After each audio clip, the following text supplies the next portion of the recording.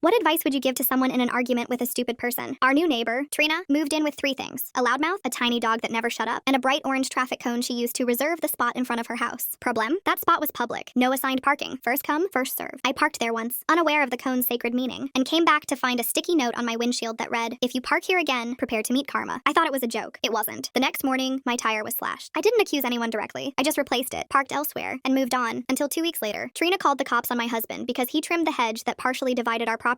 Claimed he was damaging her oxygen source. The officer looked confused but still wrote up a report, just in case. Trina then started recording us on her phone every time we walked to the mailbox. She'd narrate like it was a wildlife documentary. "Here comes the husband. Notice how aggressively he breathes." I tried to stay calm. I brought her cookies once, thinking maybe she was just lonely. She slammed the door in my face. Then one day, I came home from work and found a citation taped to our front door. It claimed our trash bins were encroaching on her property by 3 inches. 3 inches. I laughed. Then I cried. Then I bought a measuring tape and made sure our bins never crossed the imaginary line. The next week, I heard her screaming at my 8-year-old daughter for bouncing a basketball too loudly. Children like that belong indoors where they can't disturb civilized people. That's when I finally snapped. I walked over, calmly, and said, "Trina, we're done playing this game. If you have a problem, take it up with the HOA or the city. Otherwise, leave us alone." She grinned. "Oh, honey, you'll regret talking to me like that." And she meant it. The following Monday, Child Protective Services showed up at our door. Someone had reported that our daughter was left outside unsupervised for hours, and that she was often heard screaming for help. I showed them the camera footage. My daughter was playing hopscotch and singing. They closed the case, but it didn't stop there. A week later, Animal Control arrived, saying there were reports of animal neglect. Our dog, Baxter, was supposedly underfed and left out in the cold. Baxter, who sleeps on memory foam and eats organic kibble, wagged his tail at the officer like it was bring your best friend to work day. We were cleared again, but Trina was relentless. Fake noise complaints, anonymous letters, even spreading rumors at the neighborhood BBQ that I was having an affair because a male coworker dropped off a birthday gift. I kept records of everything, every visit, every letter. Every time she walked by and muttered, "TikTok, karma's coming." It all built to one unforgettable weekend. We hosted my daughter's birthday in our backyard. Family, friends, decorations, cake. Halfway through the party, a squad car pulled up. Someone had reported underage drinking and illegal substances. I knew immediately who it was. The officers checked, found nothing, and apologized for the interruption. But the damage was done. My daughter was sobbing, convinced she'd done something wrong. My mother-in-law said maybe we should just move, and I was done. I compiled every report, every recording, every witness statement. I filed for a restraining order. At the hearing, Trina showed up in a full suit and tried to paint me as the villain. Said I was targeting her, stalking her, even trying to seduce her husband, who no one had ever seen. But I had facts, dates, videos, statements from neighbors, even footage of her screaming "TikTok" at my kid. The judge granted the order. She had to stop all contact. No more false reports. No more surveillance. No more stepping foot on our property. The silence was beautiful. 3 months later, her house went up for sale. No warning. Just a sign on the lawn and a moving truck in the driveway. I never found out why she left. Maybe she found new victims. Maybe the neighborhood turned cold toward her. Maybe she just couldn't stand the fact that I didn't break. But she did leave something behind. A single note in my mailbox. It read, "Congrats. You finally outstupided me." I laughed for a full minute. Then I tossed it in the trash, walked inside, and hugged my daughter. So yeah, if you ever find yourself arguing with a stupid person, don't waste your breath. Just keep your head, keep your evidence, and let their stupidity destroy itself.